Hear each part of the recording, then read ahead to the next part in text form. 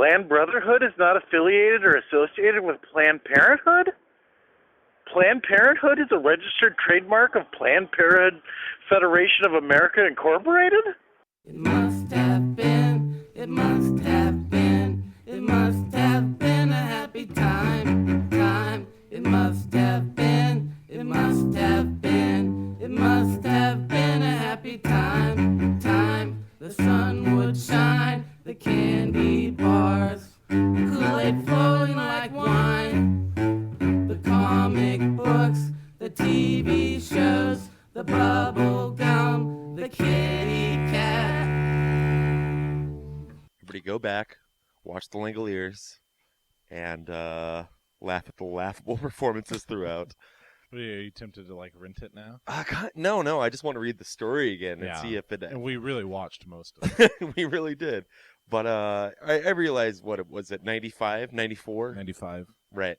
And my point to you was, because once the Langoliers are actually revealed at the end, like, you cannot believe how bad.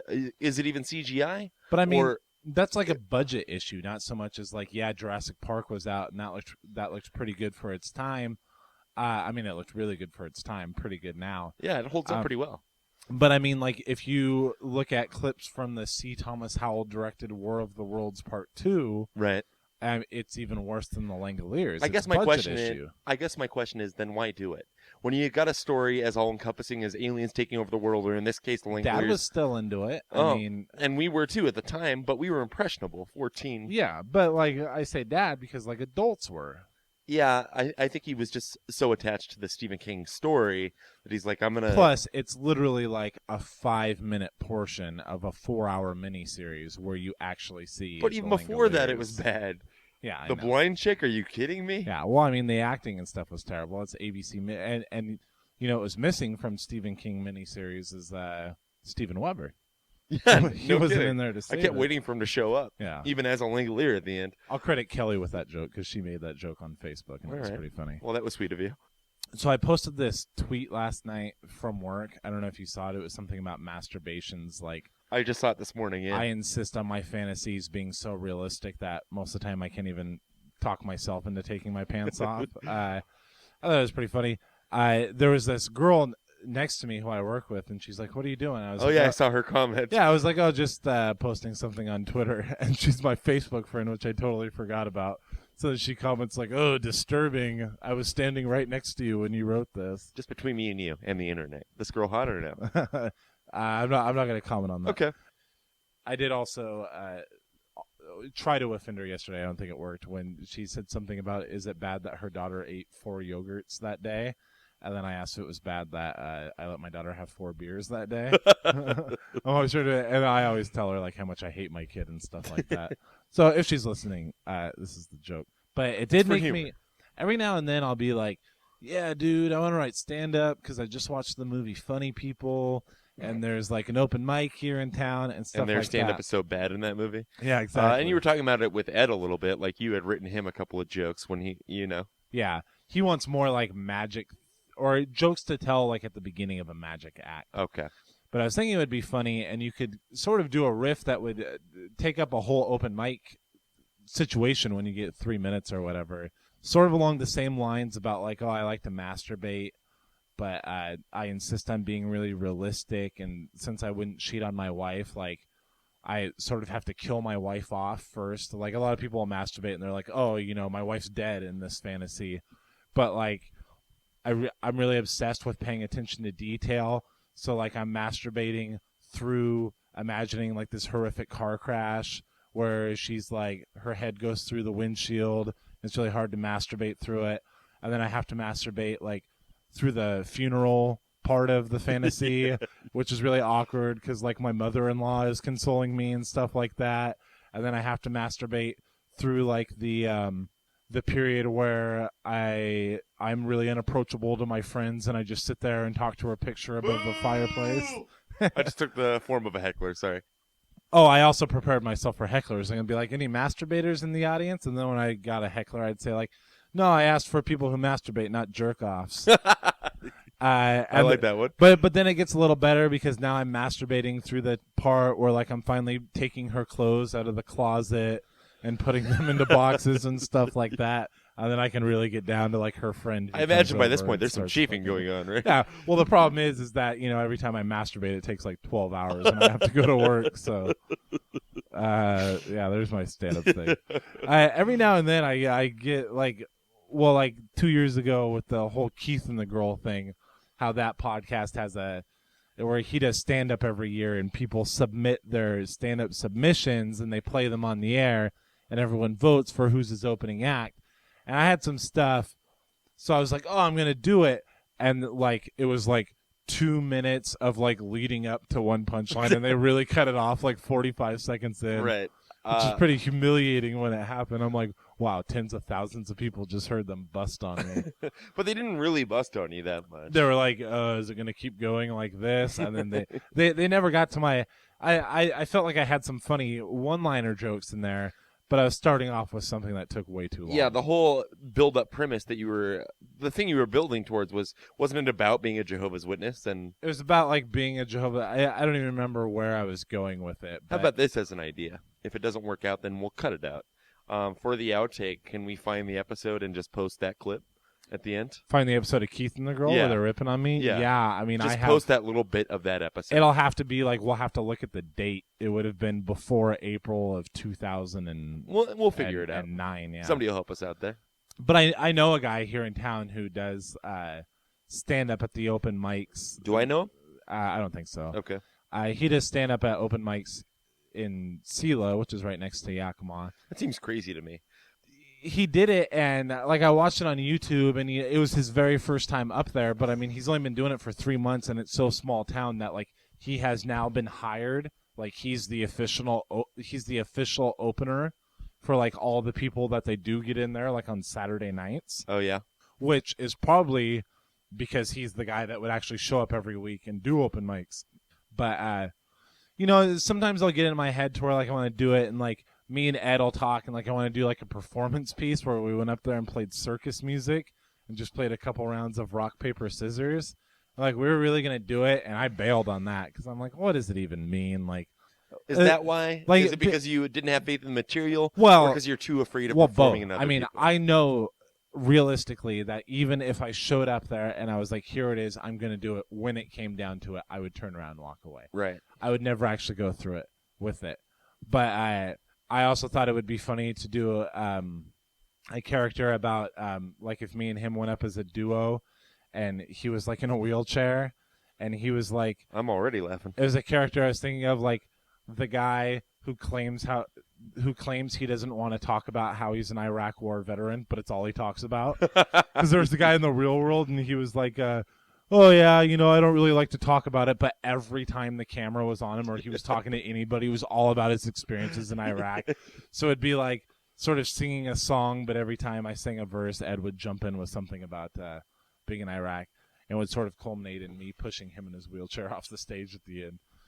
He thought it might be a little offensive, which is true. I mean, people Ed needs to sack up is what I'm getting from this. I know Ed's like, he doesn't like to offend people in the way I do. Ed is a guy who I've literally never seen in a bad mood. Is that right? But I mean, I think he was getting there by the end of his episode. Maybe. I mean, he just doesn't bring that bullshit to work, I think is the case. No, he's nothing but smiles the few times I've met him. I don't know. I've never even contemplated stand-up because I know that I couldn't do it. And it's not that I couldn't write the material if I gave myself enough time. I think I could come up with a few funny bits, but I could never bring myself to do it. I could write for other people. Yeah. But speaking of funny people, when you think about it, what would be the big deal? You go up to open mics where like 80% of the people are bombing. But I also think like watching this guy Keith, who I know, in his YouTube video, his first time, like it really seems like the audience, at least in Sela, Washington, is there to laugh, and they're gonna laugh. Well, that's comforting.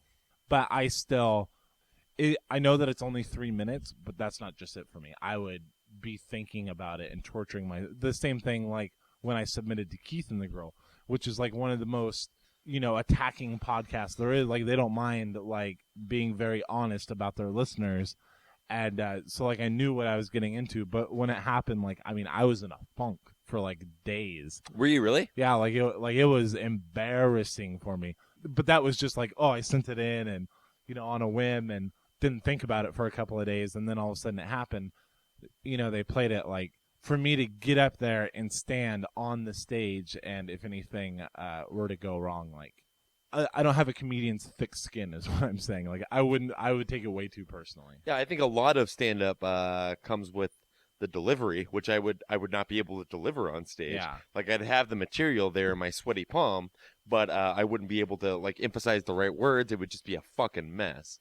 Like even recently, my friend Margaret, who I've mentioned on the show a few times before, she has friends that own this bar and they do trivia night every Tuesday in Seattle. They asked her because there's a guy that they have do it, and he does like funny little banter. He's a funny enough guy. He's not there for stand up, but he keeps things entertaining as he's asking trivia questions. But he's also responsible for writing all the trivia questions. And he let them know, the owners of the bar, that throughout the summer he wasn't going to be available very often to do that. And so they tapped into Margaret. Don't ask me why. She's a sweet person. She doesn't strike me as hilarious or trivial necessarily. Yeah. But anyway, so she did it the first week they asked her to, and I wrote a lot of her questions because she asked me to, and I'm fine with that. And it went over pretty well. And I know she did it the second week, but I was here, so I didn't see how it went over. But most of those were my questions, and you actually helped with those ones. Mm-hmm. And then there was a family emergency, and she was out of town for a little while when she was supposed to have done it again. And so it was going to be up to me to do trivia that particular Tuesday. So I wrote some great categories here. Let me give you a few. Sid and Marty Krofft was an entire category. Sid and Marty Krofft, yeah. What does that mean? No? No. Lidsville? HR Puffin stuff? Oh, okay. Land of the Lost? Okay. They're the creators of those shows. Sure, yeah. So, never mind. Those sort of trippy 70s shows. Yeah. But it was all ones that they were responsible for, so I would describe the show, and then you name the show. That was one. Anyway. The one thing that I thought when you were writing those questions and you were putting them by me was that they were so easy. You can't make them too hard. People are drunk, dude. Yeah, but come on. Like, you did the Cinema mashup, which was great, and it led for a lot of fun text messages between the two of us. Red Dawn of the Dead, as an example. Red Dawn of the, taking Roadhouse of 1,000 Corpses. Right. Putting two movies together, like Supergirl Interrupted. And let's encourage the listeners to send some of their favorites. Yeah, I mean, it was a lot of fun. It was a lot of fun. So you had one, Super Bad Lieutenant. And I was like, in this movie, two high school kids get together and run afoul a crazy cop who snorts coke off their tits or whatever like that. But you're like, no.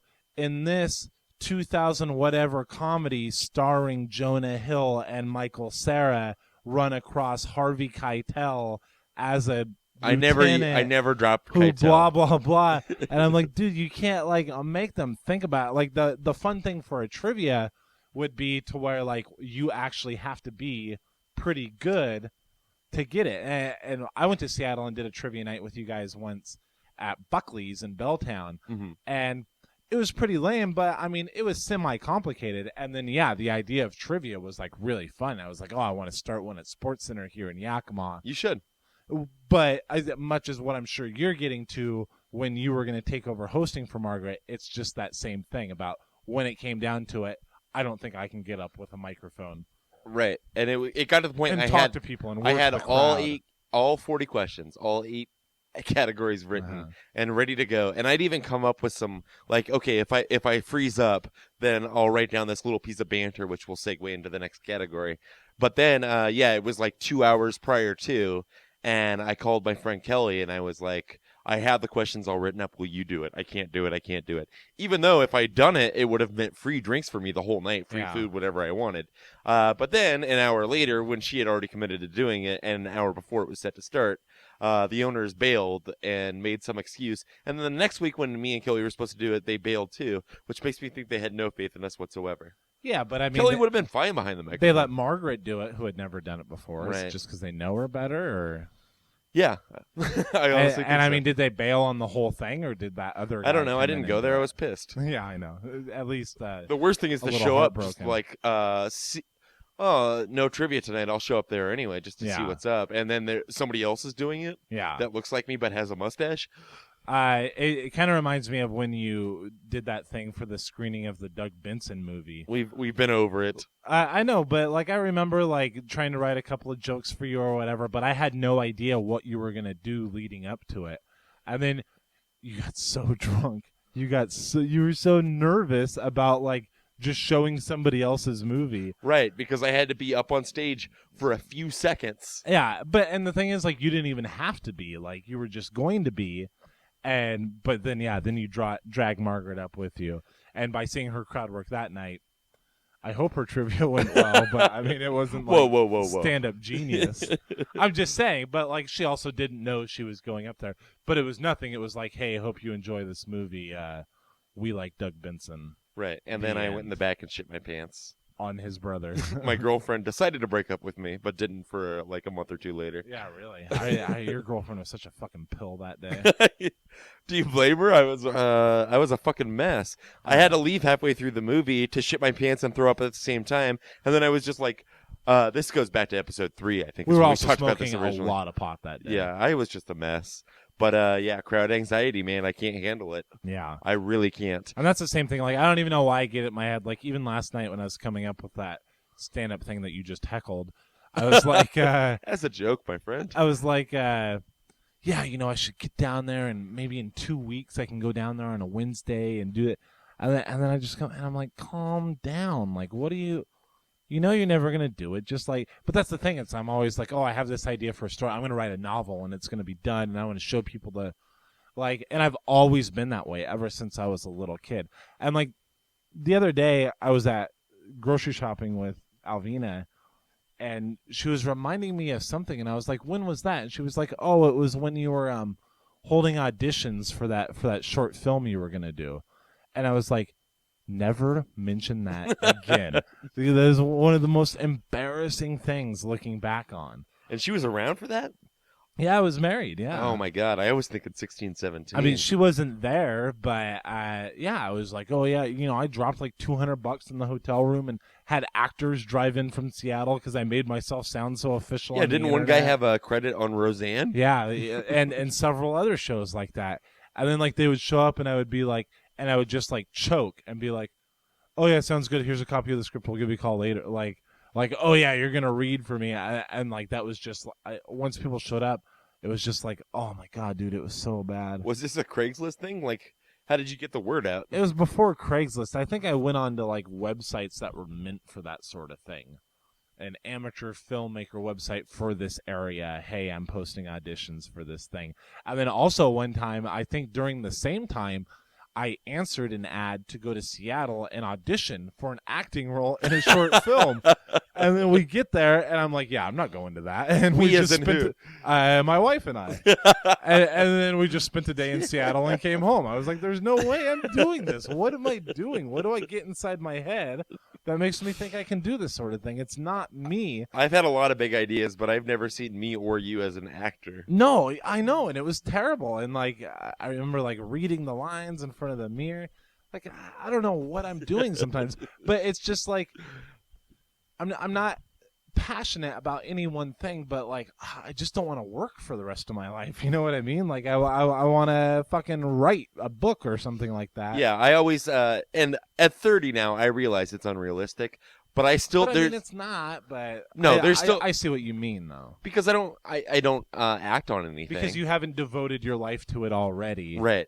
But I still a small fraction of my brain thinks I'm going to hit it big, and I will live a palatial lifestyle at one point. Like, whether it's 50 or 60 years old, I'll at one point be set. Something will happen, some fluke occurrence, like this podcast will take off. And, like, this is the most I've ever applied myself to. With me, it's literally winning a scratch ticket. Like, I'm just convincing myself that I'm not actually going to have to work a 9-to-5 job. Right. But how is that going to happen the way that I'm living my life right now?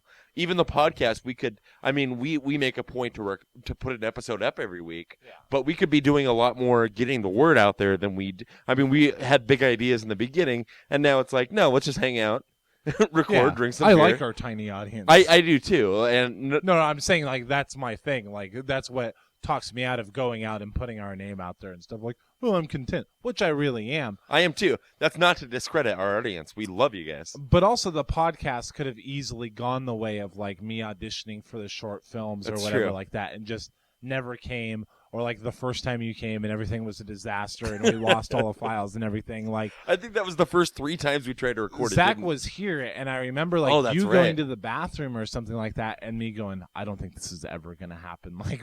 And I think that the only reason it did happen is because you spent $400 on equipment. And we're like, we're not letting that go to waste. We're Right, gonna do right. something here.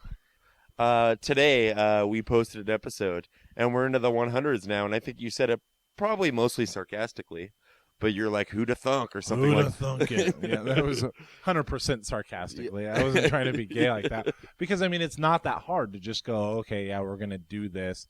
We're going to hang out as brothers anyway. So, like, and not that it's the easiest thing in the world, because, like, right now, you're leaving town today, but it's like you've been here 4 days, and this is the 4th episode we're recording. Right. So it's like 1 a day.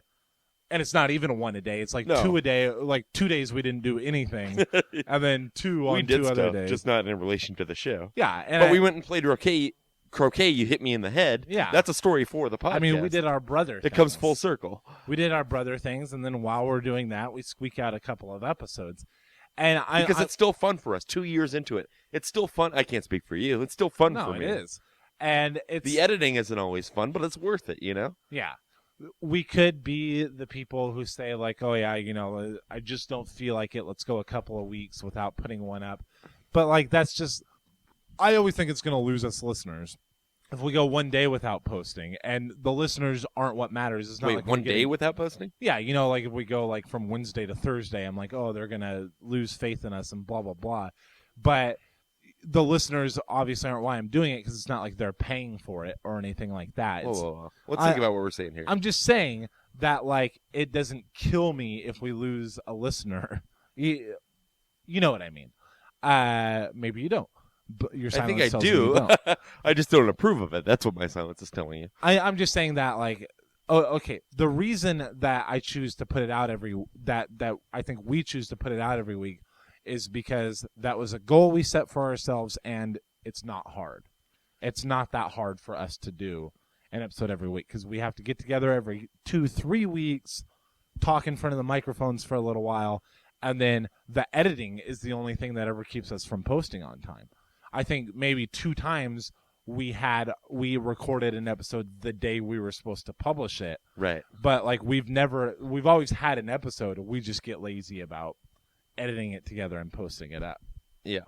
It's hard to sit here and listen to ourselves talking for an hour and a half and cutting out and why did I say that and why didn't I let this go and I mispronounced Whoa. this No word edits because except I'm for drunk. the obvious ones every No episode. edits, and like someone on iTunes so thoughtfully pointed out, when I lose a lot of my intelligence when I'm drunk and try to pronounce certain things, like I don't know who that person is, but I hope they're still listening. and I hope they think I'm doing better, because I've laid away off the weed. So, and that's another thing. Applause to you. 4 days no smoking weed. Well, the that's whole only time. because there's none in fucking Yakima. I know. Yeah, I can handle it. I mean, applaud me more for the lack of smoking. Come on. Cigarettes, I mean. Yeah, that's the far and away the toughest part. But not smoking weed also helps the not smoking cigarettes, at least in my opinion. Yeah, for the most part. Let's go back to stage fright for a moment. Okay. I couldn't do stand-up because of stage fright, but also we were, let's just say the 3 words that's going to make everything click in your head right now. Theocratic Ministry School.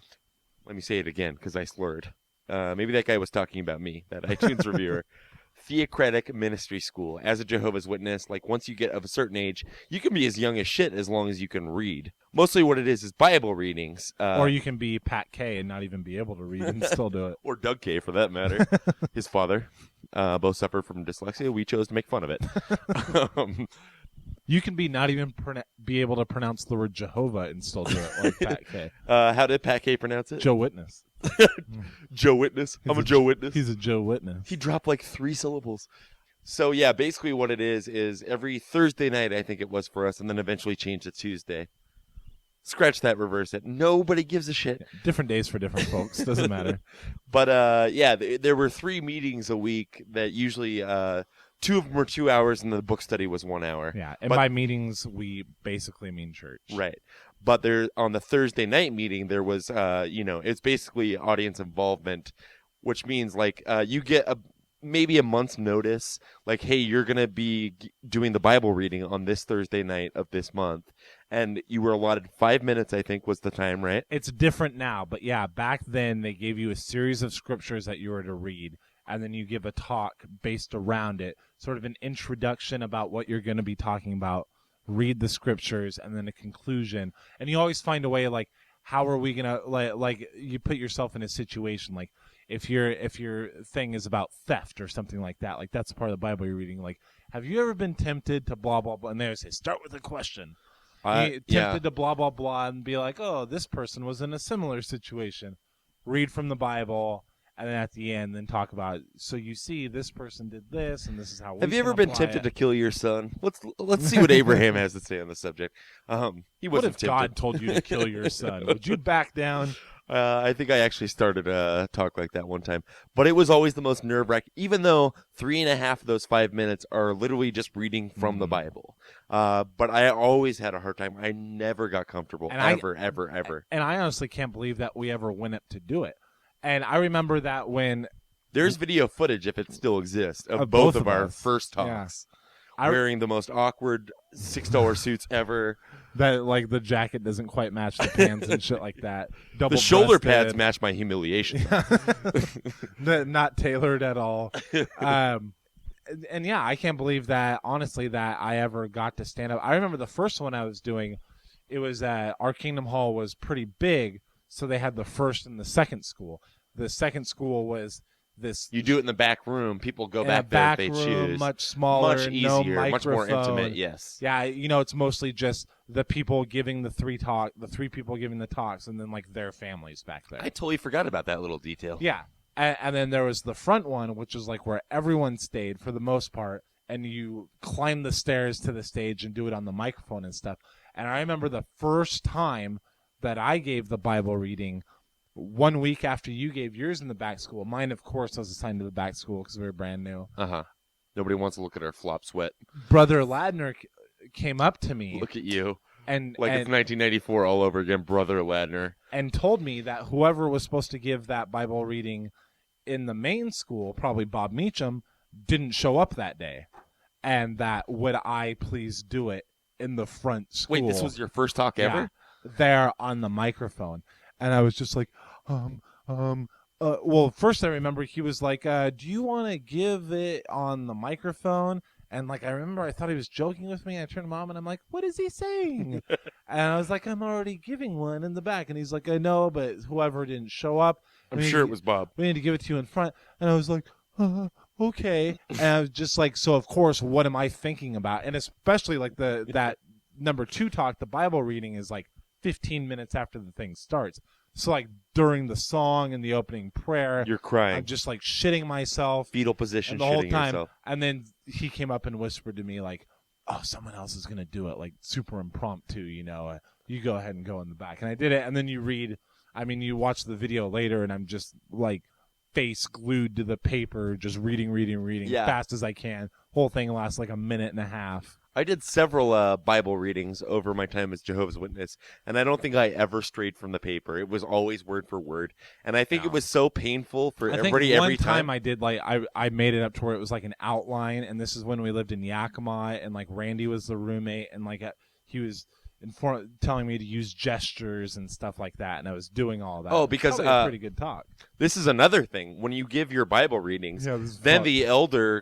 the elder that's giving Publicly criticizes you. yes. In front of everybody. Right, that's the most fucked up thing. I haven't thought about that in years. But yeah, directly after you sit back down and your dad's giving you the fake thumbs up, like you did a good job, then yeah, the elder goes back up on stage and tells you what you did wrong in front of the whole Everything that you need to work on. in front of the whole church. And I If remember we're still using that word. I remember the last one that I did was after I was married. I hadn't been there in a couple years. Is that right? I was making my last sort of thing to get back into the whole thing.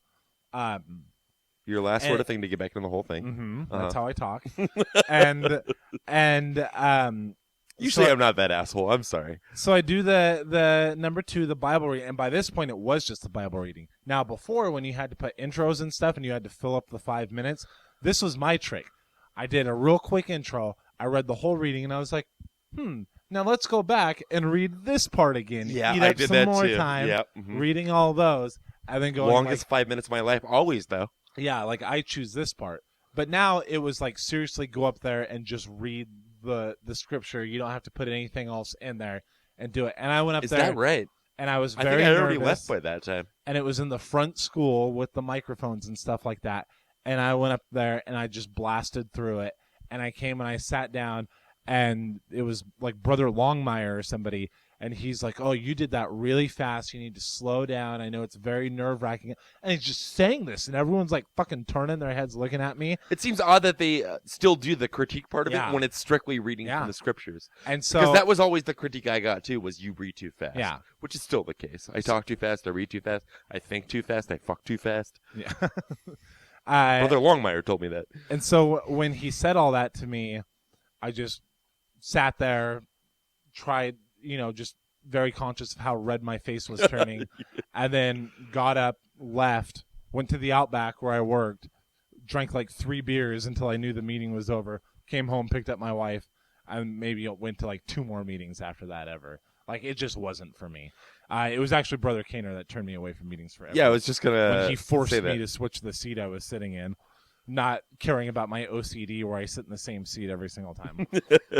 I was like, you know what, man, fuck you. If like that's what's important to you, where I'm And sitting. all because only 10 people showed up because nobody cares about the religion anymore and it found something Yeah. better to do. Let's We all gotta- sit in front, and I'm like, nah, I'd rather sit back So here. it looks like no, there's a crowd. you sit up front. Okay, I'll fucking leave and never come back. So Yeah. there you go. Although we've given, I think Mom in particular shit when we were still in the religion. Like, oh, really? You're going to let the one particular elder in one particular congregation drive you away from what you claim to But I believe mean, in your whole life? obviously, in the case of me there, and obviously in the case of Mom, like, there wasn't that much interest anymore. Yeah, Like, you were done with it anyway. yeah. You were just looking for an out. Yeah, and I mean, that was just like the thing that went over the line where it's like, fuck you, asshole. Like, I don't want to see you or your bullshit rules. I don't care that you This own is a lot of swearing in the house of God. You own a computer company, like, That you fired my brother from? yeah, in Yakima. Laid off. Why does that fucking? It's like always the elders like are always just like the most prominent businessmen in town. Like, fuck you, fuck this little social club. I don't care if you guys ignore me when you see me at High's Grocery. I smoke pot now anyway. Fuck all you. I'm outie. Peace. That's what I said. No, I signed up for one more talk, and then I went up on the stage and did that. We might have to go soon.